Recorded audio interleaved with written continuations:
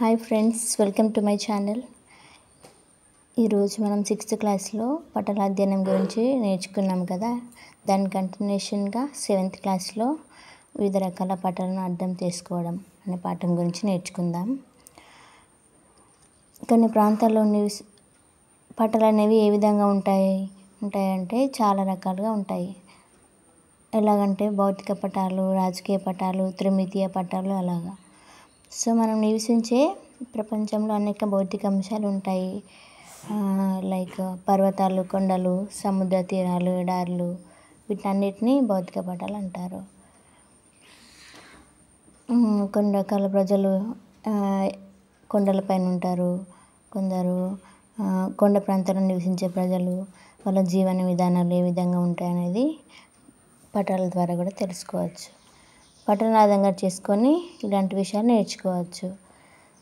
So ఇక్కడ కొన్ని pictures ఇచ్చాడు.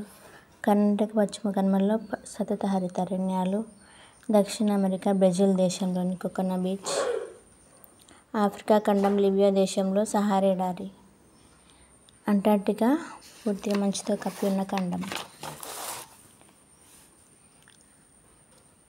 ఇక్కడ కొన్ని క్వశ్చన్స్ ఇచ్చాడు. మెహర్ హైదరాబాద్ నుండి భూపాల్కి వెళ్ళాడు. అతను ఏ దిక్కున ప్రయాణం చేస్తాడు? సో ఇలా ప్రధాన దిక్కులు ఉంటాయి కదా, ఉత్తరం, దక్షిణం, తూర్పు, పడమర. సో ఇక్కడ మెహర్ ఇక్కడ హైదరాబాద్ ఉందనుకున్నాం, ఓకేనా. అతను ఎక్కడికి వెళ్ళాలంట? భోపాల్కి వెళ్ళాలి. భోపాల్ అంటే ఇటు సైడ్ ఉంటుంది. సో అతను ఉత్తరం దిక్కున ప్రయాణించాలి అలా. సో కొన్ని క్వశ్చన్స్ ఇచ్చాడు చూడండి. నెక్స్ట్ ఇక్కడ మనకు కొన్ని డెఫినిషన్స్ ఇచ్చాడు. బిందువు, రేఖ, ప్రదేశం అంటే ఏంటో తెలుసుకుందాం. సో 6th క్లాస్లో మనము బిందువు దేన్ని సూచిస్తామంటే ఏదైనా క్యాపిటల్స్, ఓకే. లైక్ ఢిల్లీ రాజధాని కదా, రాజధానిలను సూచించడానికి బిందువుని ఉపయోగిస్తాము. నెక్స్ట్ నదీ ప్రవాహాన్ని ఇలా, నెక్స్ట్ రైల్వే బ్రిడ్జ్ ఇలా, ఓకేనా, రైల్వే ట్రాక్. కొన్ని గుర్తులు అన్నమాట. నెక్స్ట్ భౌతిక పటాలు. భౌతిక పటాలు అంటే ఏంటంటే వివిధ రకాల భూమిపై ఉండే వివిధ ఉంటాయి కదా భూస్వరూపాలు, పీఠభూములు, పర్వతాలు, మైదానాలు, వాటిని తెలపడాన్ని వాటన్నిటిని కలిపి భౌతిక పటాలు అంటారు.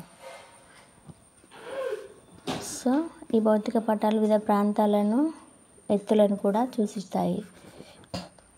నెక్స్ట్ సమతలంగా ఉన్న కాగితం మీద ఏదైనా ఎత్తైన ప్రాంతాన్ని చూపించగలం. అలా చూపించాలంటే ఇలా చూపించాలి. సో ఇక్కడ ఒక గుడి ఉంది, ఇక్కడ నింపూర్ గ్రామం, ఇక్కడ నది అలా. సో భూమి మీద ఉండే ఎత్తులను ఎలా కొలుస్తారంటే సముద్ర మట్టం నుండి కొలుస్తారు. ప్రపంచంలో అన్ని ప్రాంతాల్లో సముద్ర మట్టం దాదాపు సమానంగా ఉంటుంది. ఎందుకంటే ప్రపంచంలో సముద్రాలన్నీ ఒకదానితో ఒకటి కలిసి ఉంటాయి. ఓకే, ఈ విషయాన్ని అర్థం చేసుకోవడానికి నింపూర్ గ్రామ పటాన్ని చూద్దాము. సో ఇది నింపూర్ గ్రామము. ఇక్కడ గుడి ఉంది ఎత్తులో, ఇది సముద్ర మట్టం. సో ఇక్కడ నుంచి ఇక్కడికి 150 మీటర్లు, అంటే ఈ గుడి 150 మీటర్ల ఎత్తులో ఉంది. నెక్స్ట్ ఉదాహరణకి నింపూర్ గ్రామ పటాన్ని చూసాం కదా. సో హియర్ నెక్స్ట్ ఈ పటాల అధ్యయనం ఎందుకంటే మనకి రోడ్లు వేసేటప్పుడు, ఆనకట్టలు కట్టేటప్పుడు ఇలా ఉపయోగపడతాయి అన్నమాట. ఈ పటాలు బాగా ఉపయోగపడతాయి ఇలాంటి విషయాలలో. నెక్స్ట్ కాంటూర్ లేదా సమతల రేఖలు. సో కాంటూర్ అంటే సమానమైన ఎత్తుగల ప్రాంతాలను కలుపుతూ గీసే రేఖలను కాంటూర్ రేఖ లేదా సమతల రేఖ అంటారు. రెండు కాంటూర్ రేఖల మధ్య దూరం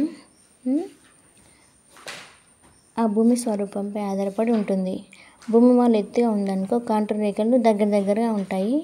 భూమి వాళ్ళు తక్కువ ఎత్తుగా ఉందనుకో ఆ కాంటూర్ రేఖలు దూరంగా ఉంటాయి ఇలా, ఓకేనా. ఇవి కాంటూర్ రేఖలు అనుకుంటే దూరంగా ఉంటాయి. భూమి వాళ్ళు బాగా ఎత్తుగా ఉందనుకో కాంటూర్ రేఖలు దగ్గరనే ఉంటాయి.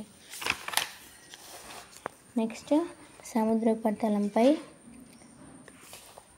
చిన్న పెద్ద అలలు నిరంతరం వస్తూ ఉంటాయి. సో ఈ అలలు ఎప్పటికీ స్థిరంగా ఉండవు. ఈ ప్రక్రియ సముద్రం నిరంతరం పెరుగుతూ తగ్గుతూ ఉంటుంది. సో దీన్ని శాస్త్రవేత్తలు అనేక సంవత్సరాల పాటు ఈ సగటు ఎత్తులను పరిశీలించి వాటికి ఒక అంచనా వచ్చారు. వాటిని మీన్ సీ లెవెల్ అని నిర్ధారించారు. సో ఇది వచ్చేసి ఫస్ట్ పాఠం.